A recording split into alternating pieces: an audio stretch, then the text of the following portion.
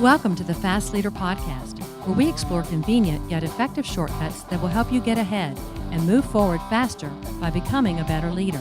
And now, here's your host, customer and employee engagement expert, and certified emotional intelligence practitioner, Jim Rimbach. Maximum contact center agent performance is impossible unless your customer's involved in grading and coaching agents. So make it simple for you and customers with the award-winning external quality monitoring program from Customer Relationship Metrics. Get over the hump now by going to customersgradethecall.com/fast and getting your $7,500 rapid results package for free. Okay, Fast Leader Legion, I'm excited today because we both get to meet somebody new. I reached out to this person after reading an article or two, and we'll talk about that in a second.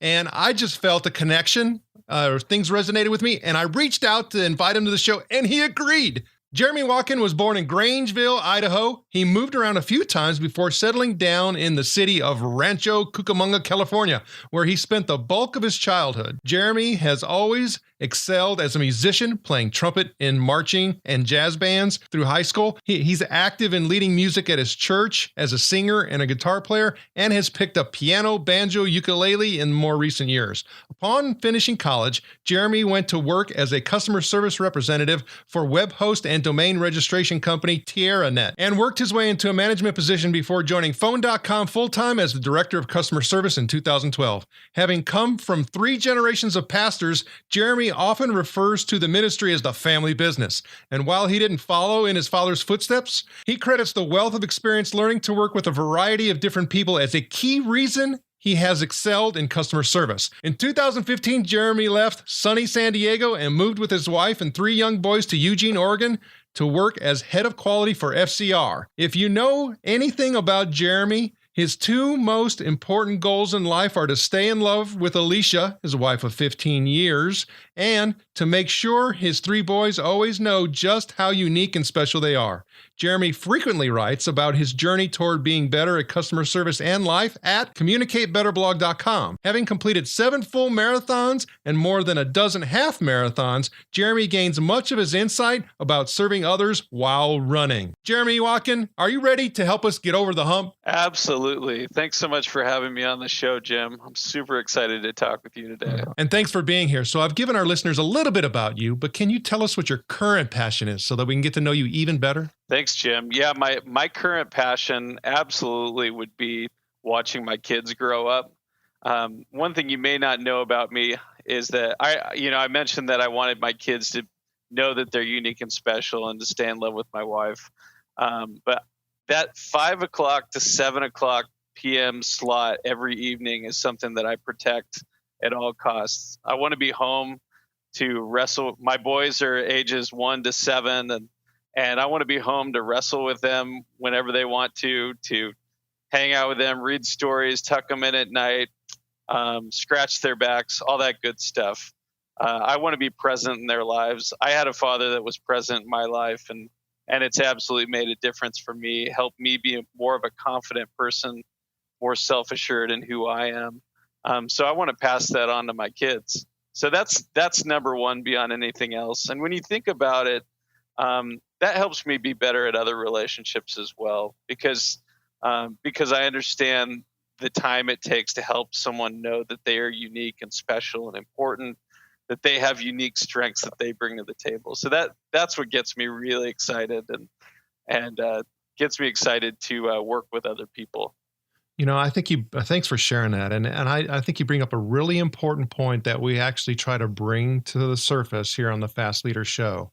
And that is, in order for us to excel and move onward and upward faster, we have to make those human connections, because when we do that, we end up, like you were saying, taking the energies from that in which we've built, and using it in other areas. And then also we can get to collaborate with those that we are connecting with, and we get more accomplished. So in fact, the moving faster and onward and upward faster is doing those things that are most important to build our foundation or ramp to take off. Building them, you have to make that investment. And it doesn't always come without sacrifice either. Like, there are certain things that, whether it's working late to finish a project faster, or there are some tweet chats in the evening that I'd love to be a part of to build my social media presence. some of that has to fall by the wayside so that I can be a good father. I think you're exactly right. We have a lot of choices to make. And goodness, I mean, you bring to me just a flood of things just that even happened in the past week or two in regards to having conversations about, kids, wife, other relationships. And it's like, gosh, this needs to happen without fail. And just like you said, protecting that time period kind of gets your mind right and allows you to make those connections that really fuel you in other places. Definitely. Now, I've also seen too that you seem to be a pretty big networker within customer service in the contact center space. And, even when you start looking at your blog, you have several, contributing authors and things like that. And I think you've even been recognized recently as one of those folks who is, an influencer and has a huge impact on the industry. I mean, what causes you to want to do that? I'll start by saying that I am not a good networker. I'm one of those. I'm definitely an introvert. That if you put me in the middle of a room of people, I will shrink up and not know who to talk to or what to talk about. But that's the one thing that I've discovered about myself, and I'm more comfortable about, is that if I spend time to really think about things. And writing allows me to do this. I communicate so much better. If you put me in a setting where I'm speaking and need to speak from the cuff, off the cuff, I can tend to struggle a little bit. But if you let me go, give me a problem, give me a topic, let me go take a run and think about it, wrestle with it, take it out on the road a little bit, come back, write out my thoughts, I'm a whole lot better. So social media lets me really do that and really edit what I'm thinking and really make sure that I'm communicating the message that represents me and represents what I'm really passionate about. It's kind of funny that thanks for sharing that, because there's some huge insight in that. So one thing that I was reading recently, and that, it was the thought, or it actually was being, coached and taught and told by so many that are trying to actually build their networks within social media to crank out as much as you possibly can. And so now people are coming back and saying, whoa, that's actually not what you're supposed to be doing. What you're supposed to be doing is really exactly what you said. You need to be able to put together something that is a meaningful, rich piece of content that people can connect with so that they want to see and have access to the next thing. And that in itself is what, over time, again, going to the fast leader concept, is what helps you build larger social networks. It's not churning and burning. And I don't think I'm actually saying much that's new, but as I reflect on things other people are saying and tie it to my personal experiences, I realize that there's a lot of value there. And I think there's space for more people to be doing that. Like I don't have the market cornered on thought leadership for customer service, but I have learned that through networking, through meeting other influencers, I really have the opportunity to think about what I'm doing and do it better. Well, and you're doing that, and we appreciate that. Okay, so I know when you start talking about the family business, as well as being a musician, being a writer, you're often not only creating, but also searching for places for inspiration. One of the ways that we do that on this show is through leadership quotes, because they can do that in so many different ways.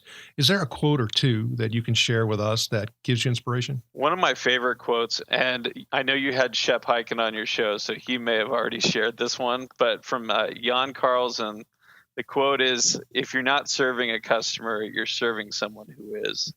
And that one's made a huge impact on my life. I was a frontline customer service representative. So for a long time there, I was serving customers.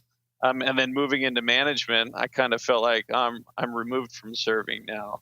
But that's not the case. I mean, it's almost even more amplified that I realize that I have an impact on people who are serving, and the way I treat them really has a direct impact on how they treat other people. The most important people are customers. That's so true. And I think we're seeing that. I have the opportunity to looking and analyzing across a multiple different, or I should say multiple disciplines of businesses. So, start thinking about marketing, operations, sales. I mean, I get the opportunity to review across many of those, even though primarily, I'm working in customer care, customer experience, and which is for me has giving me my passions into the whole employee engagement piece. But the whole concept that you're talking about as far as human centricity is gaining, momentum in a lot of different ways and bringing emotion and personal connection and all that, to business, and because we know that, and we, even though we say it intuitively, the fact is that the research continually supports that engaged employees create engaged customers. And so that amplification piece that you're talking about, I mean, your impact is now 10x as far as what it used to be. And it's really fun to see the impact that what that quote has on people that work in other departments within the company. I've worked for a couple startups, and you're often working really closely with the people building the product. They're just on the other side of the office, and helping them understand things like testing, things like just answering questions about a bug that may have been introduced to the system. The way they respond to that and the way they work to improve that customer experience makes a huge load of difference, especially on that employee engagement piece that you talked about. That's for sure. When employees can see that, something is changing, as a result of me relaying what a customer says or what I keep hearing. I mean, that's that whole ownership, piece that, hey, now I can see I can make a difference. That's just so critical. So I know that, when you start talking about having multi-generations of ministry as father, grandfather, great grandfather, there's also a high expectation there. You talk about moving your family, and starting a new job. I mean, all those things and everything in between. There's humps that I'm sure you've got over that we can learn from. Can you think of a time where you've had to get over one and it's something that we can all learn from? Can you share that story? Yeah, and I love it that that we talk about humps. And I'd love to give a shout out to my friends in the contact center industry and say that while my hump is actually on Wednesdays, their hump is often, because they're 24/7, their humps are different days of the week. But I'd love an opportunity to help other people get over their hump. My hump that I thought was most relevant was in thinking about my career as a customer service representative. A few things about me. I'm a pretty emotional person, and it took me a while to realize that I'm one of those people that before I knew what emotional intelligence was, I could fire back angry emails. I once threw my phone when a customer yelled at me. I've argued with customers about needing to be right. And, when they were clearly wrong, I made sure they knew that they were clearly wrong. And it was often entertaining for the folks in our contact center. And I kind of realized along the way that even when I moved into management, that never totally went away. Like that added responsibility. I thought maybe moving off the front lines of customer service that would go away, but it never really did. And more recently, as I've reflected on that, written about it, whatnot, I realized that I never really accepted that customer service was my career, and that was a noble career. When I think about, coming from the family business of ministry, you start to look at serving others in a really glamorous light. Look at Mother Teresa and the amazing work she did. Well, it's not when you're down there. I've been to a couple third world countries and been able to work with people there, and it's hard work. It's serving it may look glamorous, and these people get recognized for, rightfully so, for the work that they do. But when you're down in the nitty gritty, serving others, it's not glamorous. It's hard work. And I began to realize that wherever I was, serving others was a career, and it's a noble career, and it's one where you can really make a difference in the lives of others. So that's the hump that I had to get over, and it took me a long time, a lot of angry phone calls, a lot of frustration to realize that I'm in this line of work and I can make a difference, just like someone who's out serving others in a third world country. I can make a difference in the lives of people here, right here and now. So that's my hump. Thanks for sharing that. And as you were saying that and telling that story, it brought me to something that I heard somebody saying in regards to them losing their job. Let's know that, when you start talking about customer service, whether it's retail or whether it's contact center, I mean, those jobs are more plentiful and can be had when you start talking about, I'm unemployed, where do I go to seek employment? And so a lot of people do see, customer service as that transient position. Hey, I'm doing this while I'm looking for something else, or while, I get back on my feet, whatever the case may be. And so this person was talking about how they were affected, or was working at a place for 20 plus years, got a job in customer service and was just miserable. And a lot of it came down to because of what you were sharing, in that they didn't realize that they could make a difference with where they are, and that this is noble and it is about serving others. And for them, when they realized that they were somebody that always did want to serve others, they didn't see the connection that it really was serving. And so now they found a better place, of peace, relevancy, congruency. I mean, all of those things are in better alignment. And so now they're starting to thrive in customer service. Yeah, absolutely. I recently polled some of my colleagues here at FCR about what gives them meaning in customer service, and absolutely the number one thing was to be able to connect with people and help solve their problem. So make their day better than it was when they started the interaction. So some of this onus is on management as well, but putting our customer service professionals in a position where they can solve problems, that really makes a difference. And I'm amazed. I work around some people that are way better at serving than me, and really just love solving problems for people, making that connection. They use empathy. I call empathy a superpower, because that ability to recognize someone's emotional state and connect with them and solve their problem, which is not just fixing whatever issues going on with their service, but it's also restoring their faith and trust in the company. And that's a lot of that's done with that human connection. Yeah, when you shared that, it also made me think of something that I often talk about as a massive disconnect, in that when you think about why do people come and want to, do the customer service job, and it is what you said, most of them want to come in order to help others, right? However, when we start looking at how we manage them, what do? We inundate them with statistics. And we have KPIs coming out the what, and there's no emotion, there's no connection to serving when you're focusing in on KPIs and driving numbers and average handle times and talk after call service work and in service percentages, and it's like you just ripped my heart out of my chest. And so that's one of the things that I think we do create as a massive disconnect in contact centers when you start talking about, developing and nurturing that whole serving others component. We got to do a better job of that. Yeah, absolutely. And maybe to a fault, I will always advocate for the heart side of it more than the KPI side.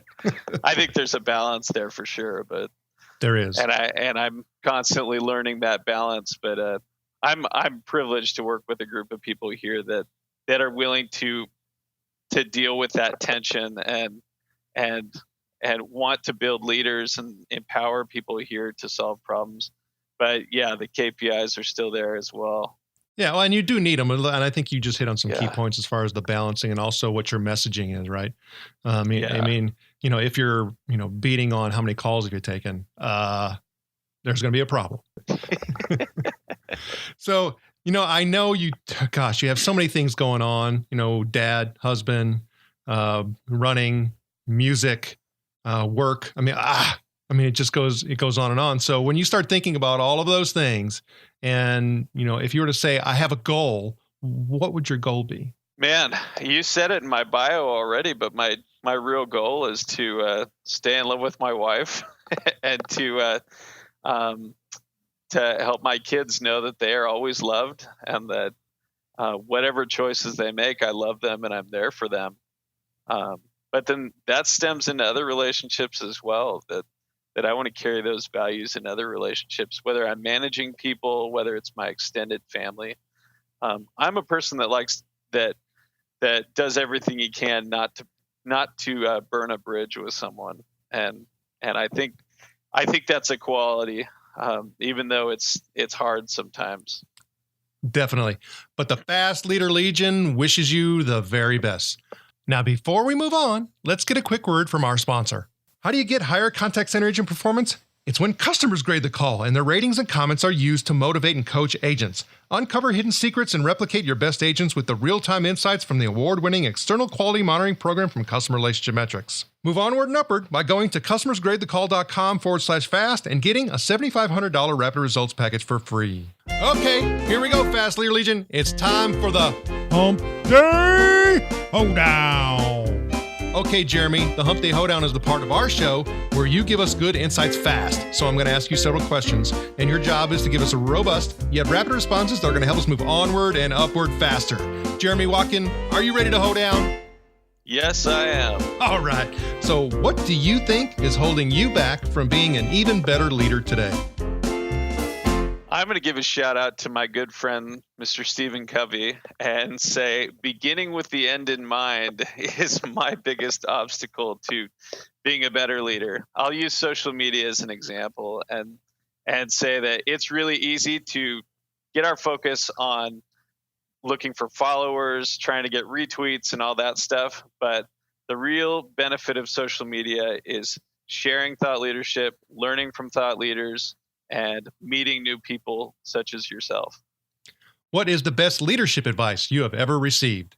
The best advice I ever received was early on when I was making that transition from frontline customer service to a management leadership role.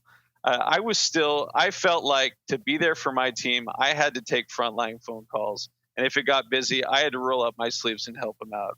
I thought that was the best way I could serve my team. And one of my bosses sat me down and said, the best way you can serve your team is to think about the big picture, stop taking phone calls, think about ways to empower them, improve our service.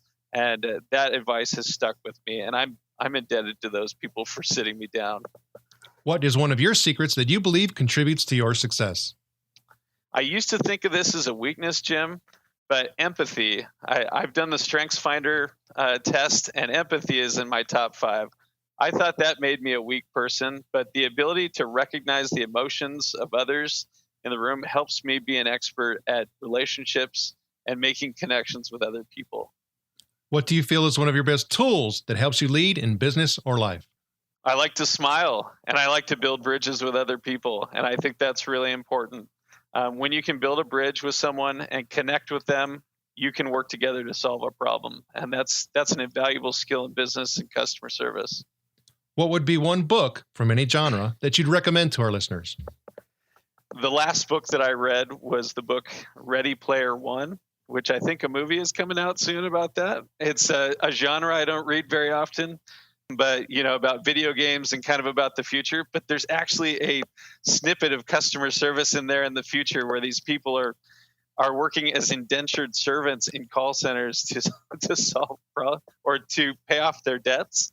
And it just motivated me to make sure customer service doesn't go in that direction, that we don't treat people like numbers, but we treat them like people. Okay, Fast Leader listeners, you can find links to that and other bonus information from today's show by going to fastleader.net/Jeremy Watkin. Okay, Jeremy, this is my last Hump Day Hoedown question. Imagine you were given the opportunity to go back to the age of 25, and you've been given the opportunity to take the knowledge and skills that you now have back with you, but you can't take everything. You can only take one. So what one piece of skill or knowledge would you take back with you, and why? Emotional intelligence. I would take that back with me. I learned about that when I was 30. I would take that back and I'd immediately apply it to my relationship with my wife. I realized that in the evenings, I got super critical of her and the things that she was doing. And I realized that sometimes I just needed to go to bed and get some rest and realize that stuff didn't matter. Jeremy, it was an honor to spend time with you today. Can you please share with the Fast Leader Legion how they can connect with you? Thank you, Jim. The best way to connect with me is on Twitter. My handle is @JTWatkin.